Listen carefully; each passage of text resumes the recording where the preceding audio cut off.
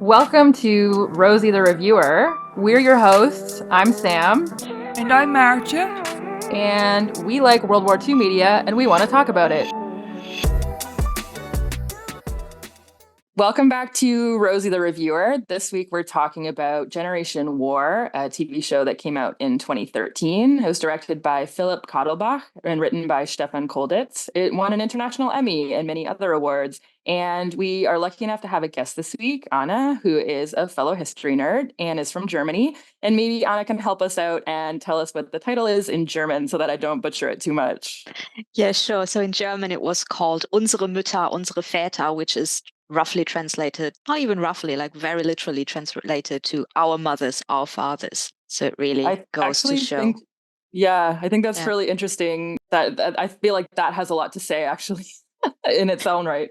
It does, and it's funny to see how they translated it in English, because I think the German title is very telling about what it is about and the view from now backwards to the history. Like, this is what happened to our mothers and our fathers. Yeah.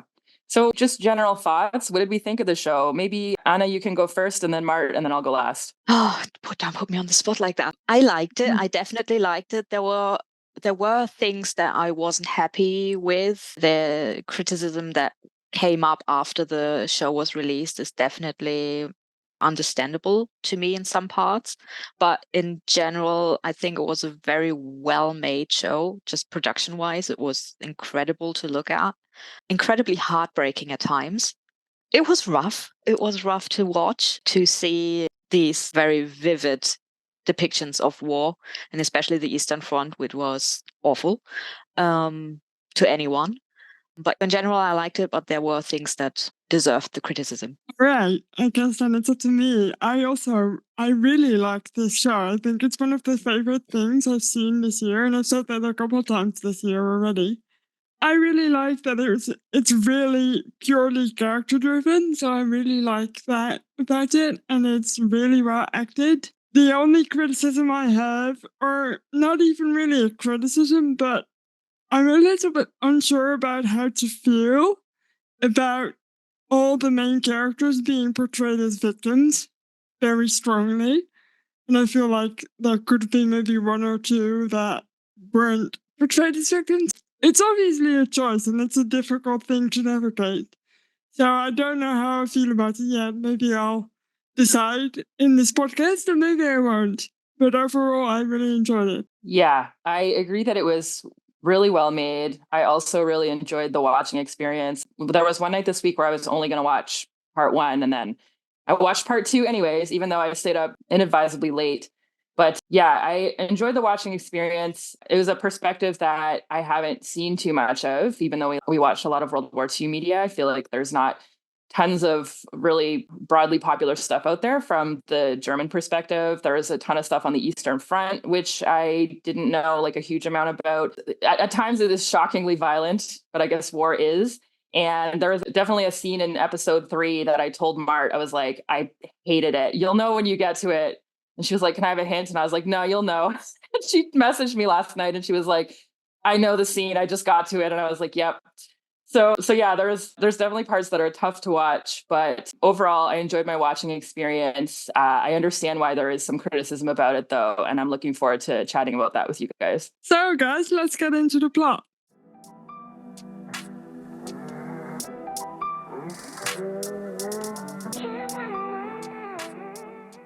The first part, or episode 1, or whatever you want to call it, is called A Different Time in English, and it's called Eine andere Zeit in German, kind of, a little bit. That's perfect, actually. Yeah. That was spot on. So the show opens mid-battle and midwinter on the Eastern Front as Russian soldiers advance towards the German trench. The narration in the show is done by Wilhelm Winter, played by Volker Bruch. He's a lieutenant within the trench who explains that his brother, who's an enlisted man named Friedhelm Winter, played by Tom Schilling, is running towards them ahead of the Germans. The prognosis for Friedhelm's fate looked bleak, and it does. At this point, I thought they're on opposite sides of the war, is what I thought. Oh, And really? I I can understand why you would think that with his, like, dressed in white garb. And Yeah. yeah. Okay, So yeah. I thought this was like a purposeful misdirect by the directors. Like they were trying to make you think they were on different sides. They were But being sneaky. Yeah. But looking at both your faces, I'm sure I was the only one who thought that. Well, maybe I'm biased because I've already watched the series before, so I knew that that wasn't the case. But yeah, now that you're saying it, I can understand why you would think that.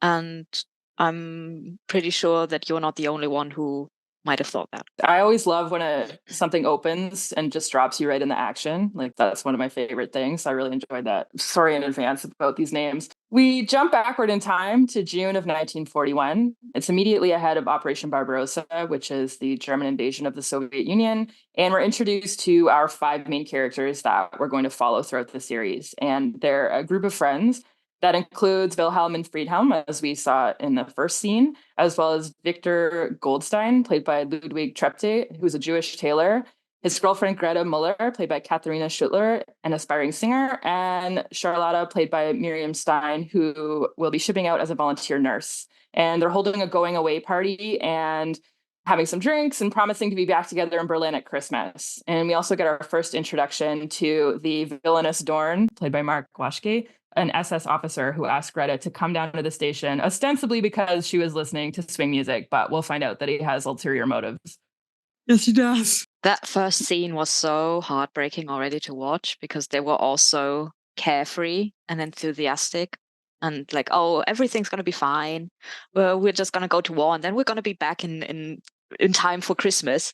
And it's like, oh, if only you'd know. If only you'd know. And even Victor, who is like in the midst of everything as a Jew, and he's heard things about people being like taken away. He seems to me quite unconcerned about what is happening, which is going to change later on. But in that moment, he's like, oh yeah, well, it doesn't really matter what they say. My father fought in World War One. Yeah, it's fine. They're not going to do anything to us. But at the same time, he also voices his concerns that it's like, oh, if we lose again, then it's just going to be our fault again. This is like this juxtaposition within himself. It's like on the one hand, he's like quite unconcerned and it's like, oh, it's all going to work out fine. And he's not too worried about being seen with Greta going out after curfew. But at the same time, in the back of his head, there is this little nagging voice. It's like, oh, maybe he should be concerned. He also doesn't want to hide. No, he does not. No. When Dorn comes in. Yeah. Which I thought was pretty telling. And it's actually, it seems to me that the portrayal of Jewish people in many media, in many different kinds of media, is that they were all both hopeful and naive about what was going on around them. In a Dutch show we have here called The Jewish Council, they're also just following orders and saying, as long as we do what the Germans tell us, we'll be fine. I've seen that in multiple shows, so it's really... Yeah, I think that was really a bit of the narrative that they were giving at that time. By no means am I the expert on what really was happening back then, but I think from what I've learned over the years in school and everything, they were given this narrative that if you adhere to our rules and do what you've been told, then nothing's going to happen to you. If that rule includes having to leave your house and go live somewhere else, well, that's just the rule. You have to do that. And later on, we do hear that from Victor's father. He does say that, well, it's the rules, and even if it's a stupid rule, we still have to do what they say. And hindsight is a beautiful thing, isn't it? Oh yes, hindsight is 2020. So yeah. I think too, historically, there has been just a sort of simmering base level, we'll call it, of anti-Semitism, and so I feel like if you were a European Jew, you were probably quite accustomed to being like, all right, well, periodically they have these pogroms or periodically they make these laws and it sucks, but we're used to it. I don't think that anybody in their minds could envision the awful enormousness, the infrastructure of the Holocaust, you know? Yeah, exactly. So the anti-Semitism it's not a new thing. The Nazis didn't invent that. And like you said, that it's been there on and off for a long time.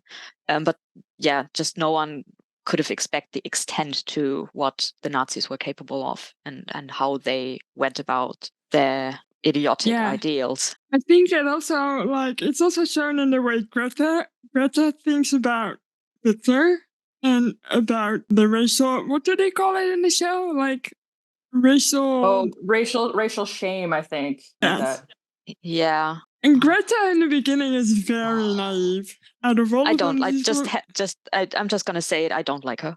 Like I do not like her character.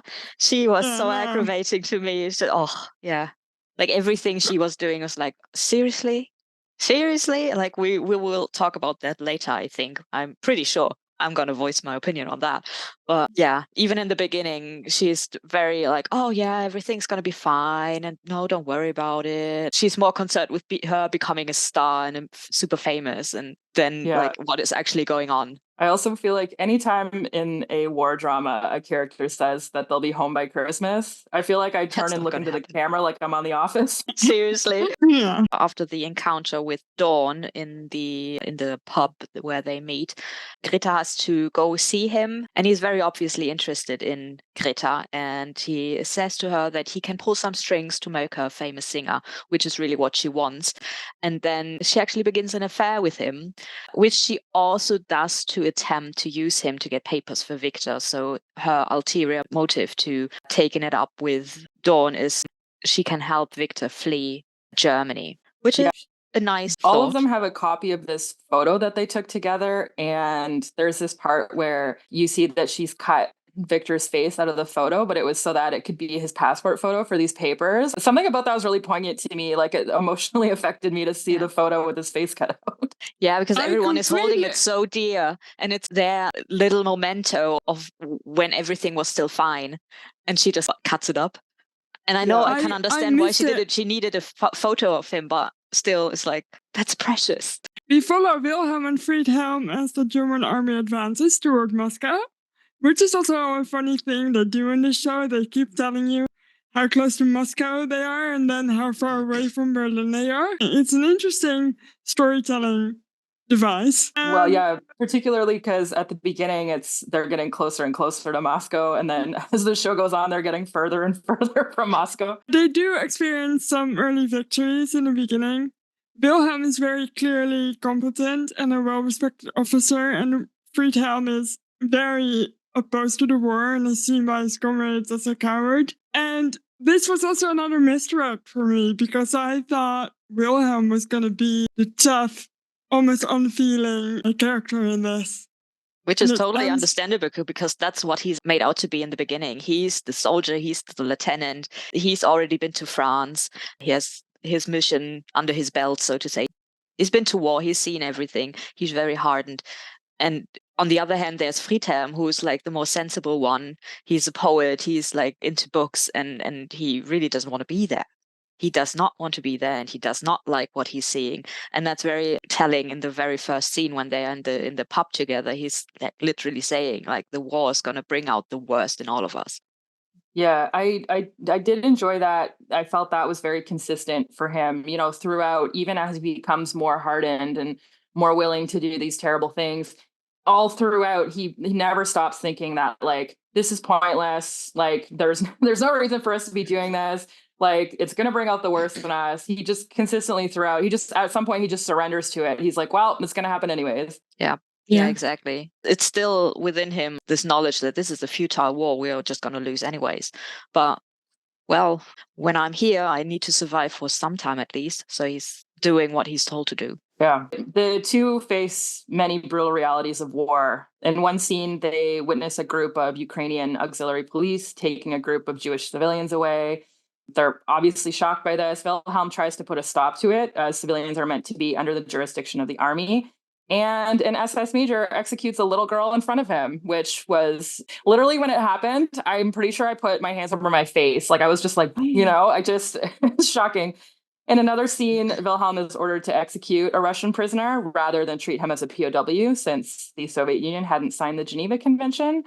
And we see Friedhelm, the beginnings of him hardening. He suggests using a group of locals to walk through a minefield so that they'll blow up the mines and they won't have to lose any German soldiers. Yeah, this one was really tough. And also, Yep. I knew this scene was coming, so I was a little bit prepared for the specific, the execution of the little girl scene. I had seen it before, so I knew it was coming. But it's just horrible. And then afterwards, the SS major, has the audacity to say it was unnecessary. I'm like, God damn it, man, go away. Yeah, and also like the nonchalance with he's like walking around and you can literally see the blood still on his face. That was like so striking to me. It was like, oh yeah, well, I didn't have time to clean that up yet. Well, awful person, absolutely awful person. Yeah, it's interesting to me because I feel like this is kind of the beginning of us seeing our 5 main characters as sort of sympathetic and a bit more nuanced. And they're obviously also shocked and horrified by these things that are happening. Whereas the secondary characters are the ones doing all the awful shit, the ones that they don't care if we're sympathetic about these characters because they're not good people. And so I just thought it was interesting how it's like, yeah, we have the Ukrainian auxiliary police. We don't get any nuance about them. They are who they are. They're taking these civilians away. And then our main characters get to remain sort of like sympathetic and troubled by everything that's happening. Yeah, they're human still. Like, the auxiliary police is seen as this inhumane, terrible group of people, while our main characters, who are in the Wehrmacht, are seen to be still decent human beings. Yeah, at the end of the day. like, and it's and they're in the Wehrmacht, so they're just doing what they're told, and it's not really Exactly. their decision what is being done, as opposed to the SS and the SD, which this awful human being was, which is the security service. So yeah, they decide to do that. They decide to kill this girl, even though later they say, "Oh well, it wasn't really necessary, actually." But we're just doing it anyways. Is the SD, is that the Sicherheitsdienst? Yes. I know something for once. And I think it's just really sad, like over the course of the months that we see Friedhelm and Wilhelm on the front, the way Wilhelm gets a more and more sober outlook on things. Is like he was very like convinced that they were going to win this war at the beginning, and like just 3 months later, he's like, oh yeah, it's not what I imagined. It's really not what I hoped it turned out to be. But still, there's this little bit of hope that they're all still going to make it home by Christmas. Like in September, it's still there. And then the further along it gets, the more he's just done with it. We also start getting, and there's this recurring theme of, if we win, then we're right. And, this idea of like, well, we're doing all this terrible shit, but it won't matter if we win, But then as the war progresses and he witnesses these atrocities and that sort of thing, it starts to become, well, we better win, because if we lose, then we don't have the moral high ground. And what we're doing here is unforgivable. Yeah. I mean, it's the point of view of the victor, right? So if you win by doing atrocious things, then, well, you did it to win. But if you lose, you did it. Then you're just an asshole. You're just an asshole. Exactly. Okay, so where are we now? So we are moving on to Charlotte, called Charlie by her friends. And she is a volunteer nurse, and she finds work in a medical hospital just a few kilometers off the front. And she finds out that the work as a hospital nurse is much more difficult than she had imagined. And it's really horrible to her to see people dying, and she can't really do anything about it. And in the beginning, she's very gung-ho about like going to war and being a voluntary nurse, and she's just spouting off like propaganda slogans, like she's representing the German woman. But over the time, she really realizes that it's different to what she's imagined. And then she chooses a local woman called Lilia, who was portrayed by Christiane Paul, to help her with her duties as a voluntary nurse. And she later finds out that Lilia actually is Jewish. And she reports her to the authorities, because Jewish people obviously are not allowed to work and to help out in the hospital. She very briefly crosses paths with Wilhelm and Friedhelm in the hospital again, after Friedhelm is taken to hospital for being beaten up by his comrades, because these comrades, they think that he deliberately got them targeted for bombing by holding up his hand with a lit cigarette, and thus alarming or alerting the Russians to their position. Yeah, Charlotte.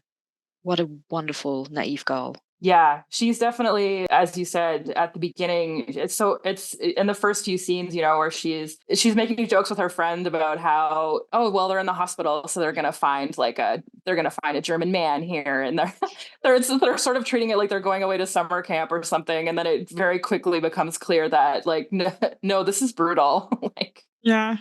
I also thought it was really interesting that she's got top marks as a nurse and she's really Exactly. proud Yeah. of being Yeah. like the best nurse. And then she gets there and she's useless for a bit because she's so shocked by what's going on around her. Yeah, I wrote I that feel down like, too, that this like eagerness to be there and to help and be the perfect German woman really goes hand in hand with her overachieving personality. She needs to be perfect in what she does, and then she goes there and she's absolutely not perfect. She's useless, like you said, and she can't handle what she's seeing. And it really, I think that's like the first moment, like the very first moment that she gets there is like a sobering moment to her. It's like, oh shit, this is not what I thought it would be. I feel like all five of them, maybe with the exception a little bit of Friedhelm, all four of them are really naive at the beginning. And also, I thought the casting for this was absolutely brilliant. They seemed really young at the beginning of the show. And obviously, they have not aged, but still they've aged as the show progresses. It's really well done. Yeah, comparing like the first scene to the last scene of the entire series, like the first one where they go to, like, not obviously not the flash forward, but like the scene in the pub at the beginning and the scene in the pub at the end. It's like worlds apart. There's different people there. we also find out that Lilia was a doctor before the war, and when Charlotta asks her, like, why are you helping us, kind of thing, because obviously, she doesn't have to. And she's like, well, I'm here just like you. I'm here to help. I'm here to help people. And I just thought that was interesting. They had that little conversation, that sort of finding of common ground. And at that point, I believe that Charlotta's already reported her. Yeah. And you can see Charlotta actually start to regret the fact that she's reported her. And that yeah, like at the last second, she wants to be like you need to leave now, because otherwise you'll be like taken away. And we don't know what is happening, what is going to happen to her. No, and I saw something interesting in your notes, Anna, because I interpreted what was going on differently than you did, because there's been some morphine and stuff missing at the hospital, and they're looking for who's done it. And obviously, they think it's, how do you pronounce her name? Lilia? Lilia, I guess. I mean, it's not a German name. Fair. And they obviously think it's her, and then she gets taken away, and we don't really know if it's her.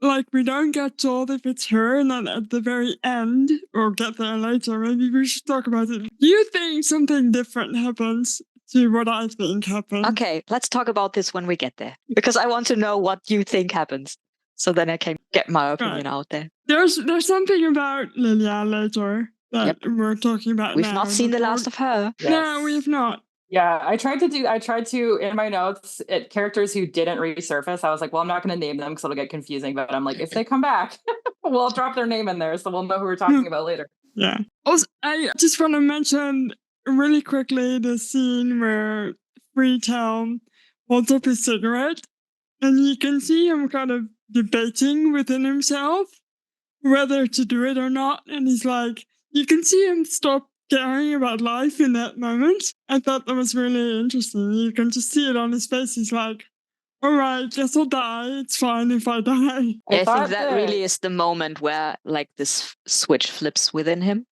Like in that moment, he's like, okay, well, if I die, I die, like you said. I thought the casting was really good because the way the actor played it, I really got this impression of someone the whole time who was like very young and was sort of almost obstinate, the way that teenagers can be and that kind of thing, going through these like huge emotions that he doesn't really have the tools to process. I thought like the actor played it really well. Tom Schilling is an absolutely incredible actor. He's been in so many things. Like he's a very popular and very successful German actor. Probably, I'd say, the most famous out of all of the actors in this series. I can see why. Yeah, he's really good. He's fantastic. He's in another World War II movie, if we ever want to. Really? Which one is? I don't have it handy right now.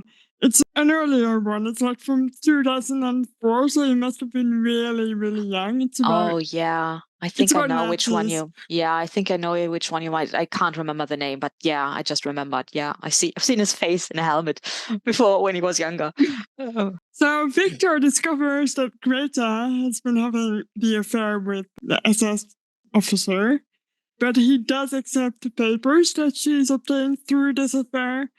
And then he attempts to leave for France, and we all feel very hopeful for just 2 seconds.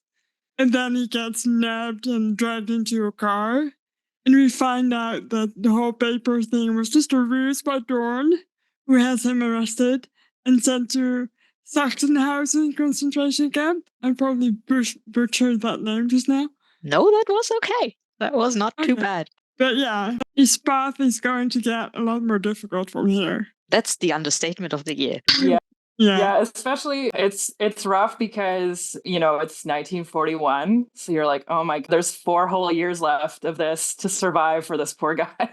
Yeah, I really like Victor as a character. I do know that this decision to have him, the decision to have him survive the war, spoilers, I guess, was one that created quite a bit of controversy because some historians, even German historians, have said that it erases the Holocaust story a little bit because he's the one Jew that obviously survives. And so maybe it wasn't all bad.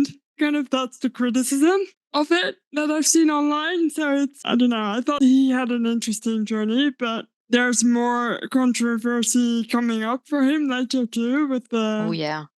Yeah, we'll get there when we get there, but I really liked his character though. I think his character was very interesting, especially in the sense like how he relates to other people, or his relationships with his family, for example, because he's like a bit of time has passed since all of his friends left and he's starting to get worried and he wants to leave the country.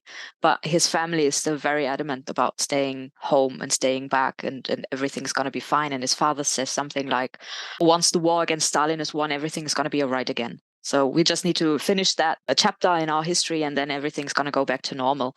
And it's really like this denial of what is actually happening to the Jewish people, despite what they know has happened in the past. So the November pogroms have happened. Like people have been, like their businesses have been taken away. They know Jews are being deported. They don't quite know that they are being put in concentration camps, but they know they are being like forced into labor, and they're not returning. And they're not returning, exactly. Yeah. And still there's this feeling of everything's going to be fine again, we just need to like wait it out. And Victor really does worry about this, I feel like, and he tries to talk to his dad, but he's not listening, and he's like trying to wake him up, and he's like, since when is this our war? So like them, the Jewish Germans. And his father's like, oh yeah, I've always served Germany and they won't forget that. So they won't like hurt me or my family because I've been in the war in World War I and I've served the country. Obviously, this does not stop the Nazis from taking them. But there's like this conviction in his father that everything's going to be fine while he's sewing on the Star of David on his clothes. Because there's this new like policy that they have to be like identifiable as Jews like easily. I kind of can't understand how the parents of Victor are still so much in denial about what is happening. It's hindsight again though, right? It is. Probably, yes. Well, and I also think part of it is these are things that you don't want to believe are true. And it's much easier to remain in denial than it is to admit that these things are happening, because then you have to do something about it. And it's a huge undertaking to, uproot your life, to decide I'm going to leave my community because I believe I'm in danger and I don't know if I'll be coming back. So I do feel there is an element of that too. Yeah, and he even seems kind of proud to be German or to be living in Germany, to be serving and to you mean his father? You mean his father, right? Yeah, okay. Yeah, definitely. Yeah. His mother obviously is less like that. His father is the man of the house and the man who decides what's going to happen. Yeah, and that's also the scene where, like, where what I talked about earlier is when he's saying like, oh yeah, it's a law that we have to wear the Star of David. Might be a bad law, but a good German still adheres to these laws. Yeah. So yeah, like you said, he's still very proud of being a German, and he sees himself probably German more than a Jew, or Mhm. like, or at least it's Or not both. like, or Yeah. both. Yeah. So he's there's this pride of the fatherland still within him. Yeah. And we also, the scene where Victor leaves and his mother says, well, don't wake your father up, like it'll break his heart. And then we cut to his dad is wide awake, laying in the dark, and we just see tears rolling down his face. An absolutely devastating scene. Yeah. The episode closes on the opening scene again. So if you'll recall, it was Friedhelm dressed as a Russian running towards the German lines. But we get a little bit more of it now. So we get Wilhelm getting out of the trench to run out into the open to find out what happened to his brother because he sees him go down. And also, what's interesting about this that in the beginning, when they go off to war, Wilhelm is kind of embarrassed by Friedhelm, and at this point, at the end of this episode, he's really concerned, and you can see that he loves him, and they're really brothers again for the first time in a long time. Yeah, because in the beginning, Wilhelm said to Friedhelm, like, right here in the trenches, I'm not your brother, I'm your superior. And this scene absolutely negates what he's saying. Like, this is not a lieutenant running towards his private because he's down. No, this is an older brother trying to save his younger sibling. And in that moment, it's like there's no superiority of him. This is just brotherly love and concern. Yeah. Yeah, and we also in this scene we find out why actually Friedhelm is wearing these Russian white garments. We do, yeah. Because he's changed after being beaten up and after his whole ordeal with the bombing and the held up cigarette and being in hospital, and he's not shying away from stripping dead bodies for his own gain anymore. So he needs gear and he needs like camouflage. So there it is, and I'm gonna take it.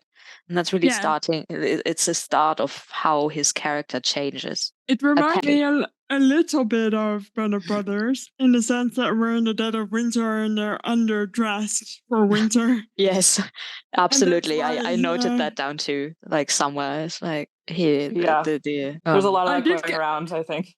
And I think it's that later on. I think when they are at the Battle of Kursk, that's really what like they're still like they're in winter. It's cold. They don't have enough men, and I'm just reminded of Band of Brothers episode 6, where they're like, you hold the line, you close those gaps, and it's like, but how? They don't have any reinforcements. True, and I did really like the scene when they're looking for a Christmas tree and it's this sweet brotherly tussle in the snow. It's like, yes, a second of just normalcy, just a tiny second. Just this little bit of lightness, like just this sliver of it. Yeah. Yeah, for sure. And, at the beginning too, when they had left for war, the dynamics of the relationship was very clear because their mother says to Wilhelm, like, bring him back to me. You're responsible. Like, that's your little brother. Like, bring him home, sort of thing. And seeing how that like evolves and plays out as the show goes on is what I feel like one of the more interesting dynamics. Mm. Unfortunately, guys, let me tell you, as we head into episode 2, the lightness, the spark doesn't last very long. Or at all. Yeah.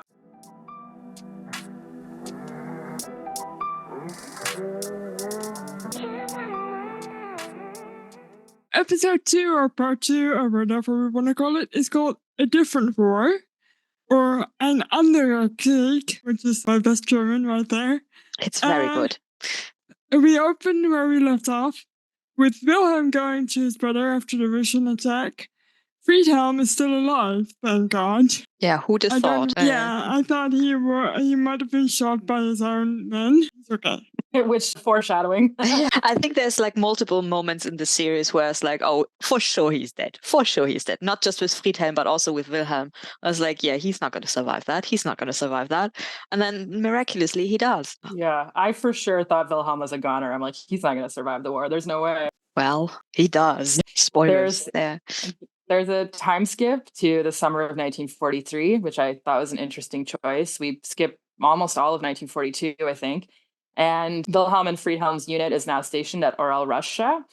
And the Germans are at this point steadily being pushed back by the Red Army. So their earlier fortunes have reversed. Things are not going so well. And a lot of the soldiers are starting to doubt the surety of their victory. As time progresses, they find out that the Allies have landed in Sicily and they won't be receiving reinforcements on the Eastern Front, which is a blow. And Wilhelm is becoming increasingly angry and hopeless over the pointless deaths of his men. Friedhelm, meanwhile, has become more of a hardened soldier, the way we talked about. He has stopped seeing the point in resisting the war since they're all going to die anyway. Yeah, I feel like Friedhelm is really on this conveyor belt of war, and he's just letting it take him where it does. He's just doing what he's told, and he's not really resisting or even thinking about it at this point. He's just he's being a soldier. Yeah, I think Wilhelm says, like, war has made Friedhelm a warrior. War has made him exactly what it needs him to be. Yeah. And on the other hand, Wilhelm is like more and more disillusioned.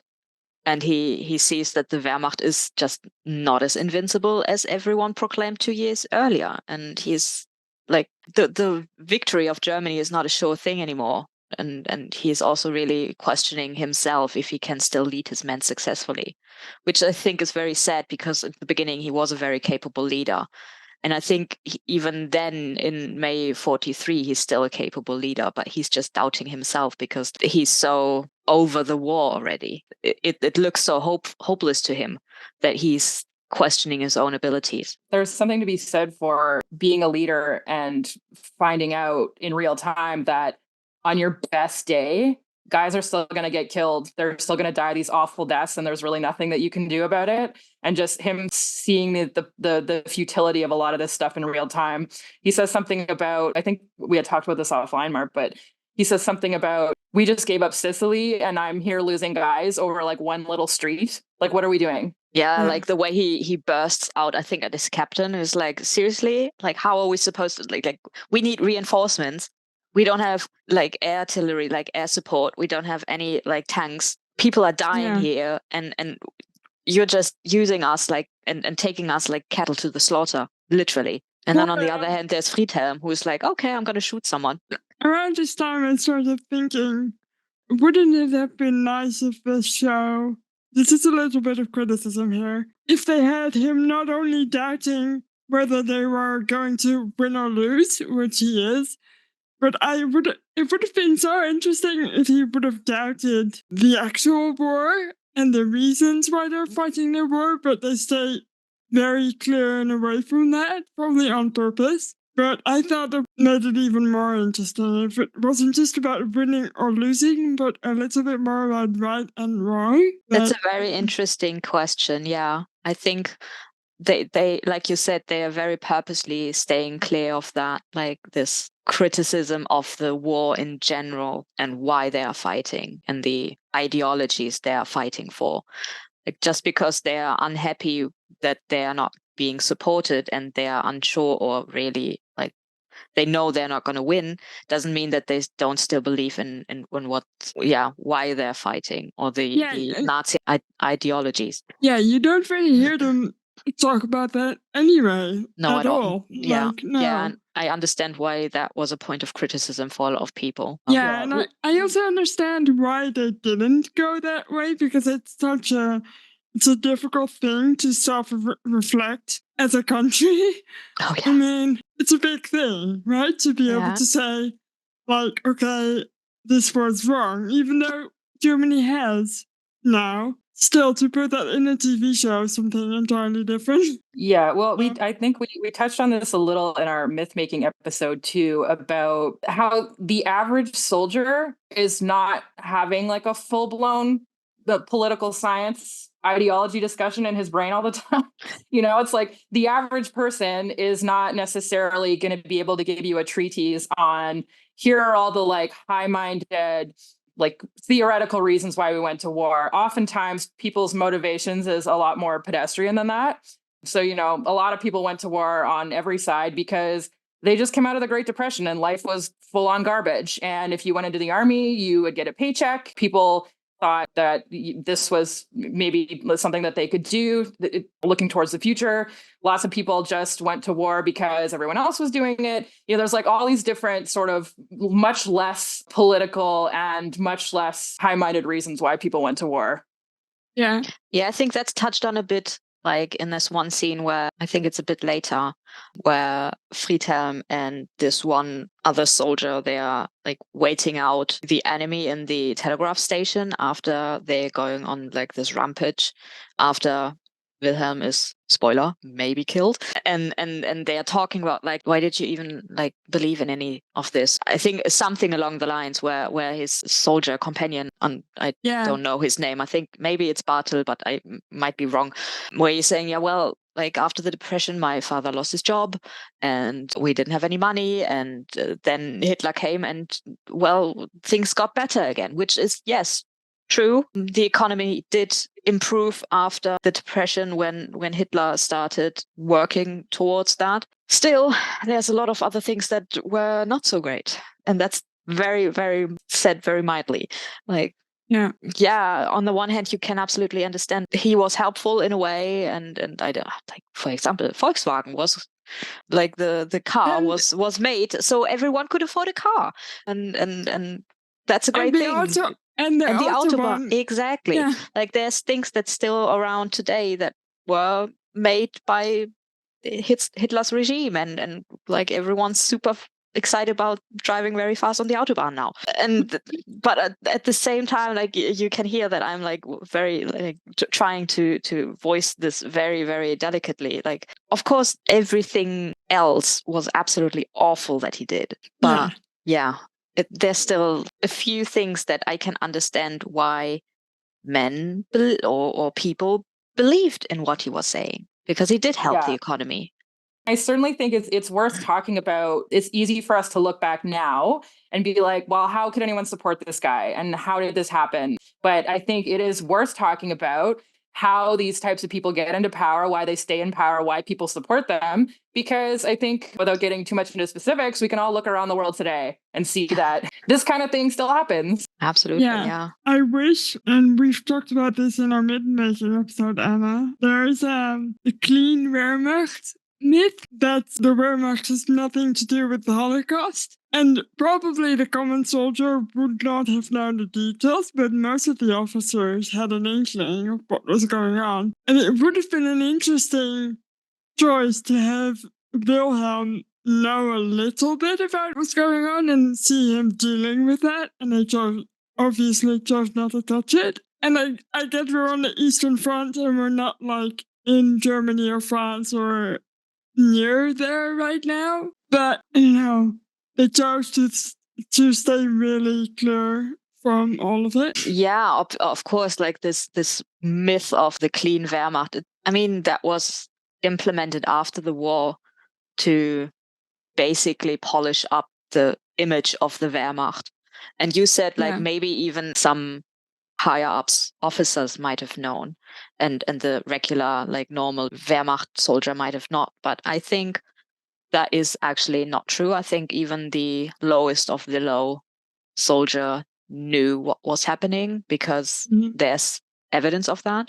I looked into it a little bit. So until about the mid-90s, there was this notion that all the German regular armed forces weren't involved in the Holocaust and they didn't commit any war crimes. And it was very heavily promoted by German authors and also military personnel, and to deny the culpability of the German regular soldier, which I can understand, because somehow they have to live with what they are doing or with what they have done, and they need to continue living. It was also like very heavily like pushed during the Cold War, because in order for West Germany to agree to rearm against the Soviet Union, they had some conditions, and that was, well, we need to stop this defamation of the German regular soldier. So please stop saying that every soldier was bad in Germany, and we need to raise the public opinion in foreign countries of the Wehrmacht again. And so if you can do that, and they talked to Eisenhower about that, and if the US did that, then yes, they would rearm against the Soviet Union, which is really just a power tool to them. But it did, yes, absolutely lead to this distortion of historical records to portray the Wehrmacht as just a regular man, or the regular men who were just following orders and doing regular army tasks and no actual war crimes. And in 1995, I researched that. I don't know that just off the top of my head. I'm reading this. So in 1995, there was a Wehrmacht exhibition by the Hamburg Institute of Social Research. Very funny because I'm now living in Hamburg. And this exhibition showed over 1,300 graphic pictures of very ordinary Wehrmacht soldiers complicit in war crimes. So, like you said, the officers knew, but also the regular soldier knew. And this obviously sparked a very long-running debate and reappraisal of this myth. Yeah, but I sort of can understand why this myth of the clean Wehrmacht was started, because the wartime generation, and they did maintain it until the very end very vigorously and with determination.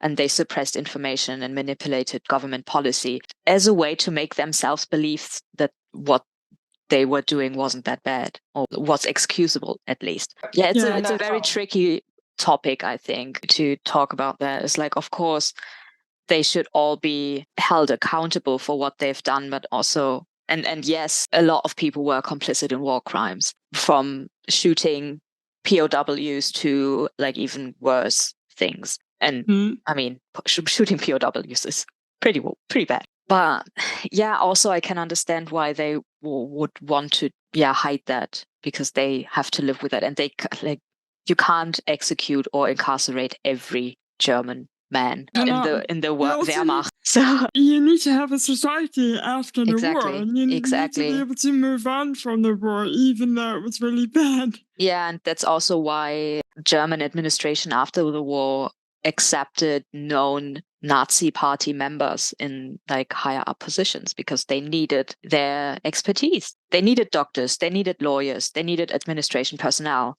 And yeah, these people were the educated elite, and the educated elite was predominantly party members. I think people have, because of how, I don't really know how to say it, but I think the Nuremberg trials were so politicized and well known that people have this impression in their mind that everyone was held accountable, or that at least a good chunk of people were held accountable. But we sort of touched on this in our Great Escape episode. It was like the first round of the Nuremberg trials were very harsh. A lot of people were hanged. There was a lot of those kinds of judgments handed down. But as time went on, there stopped being the political will to do that. And at a certain point, people had to pick up and carry on after the war. Yeah. And also the Nuremberg trials really concerned themselves with the very high echelons, like the very, very high ups of the regime. Yeah, everyone below that maybe was prosecuted, but in a more not as popular or open court situation. And some of them really just got a slap on their hands and said, please don't do that again. Yeah. Yeah. When you just said that the Nazis were given actual positions, we see an example of that at the end of the show when Doran gets employed, I think, by an American to, I don't know exactly what he's doing. Is he like finding Jews? He's some kind of bureaucrat, I think. Yeah, he's in administration under the US Army post-war. And also, the scene made me laugh just a little bit because the American doesn't speak, so it made me think it's just a German and an That's American. very, very possible, actually. That's most likely just some German extra. So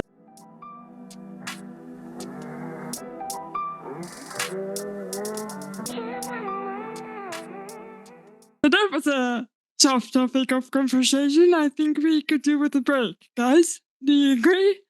Oh, definitely. Yeah, so what we'll do is we'll stop here.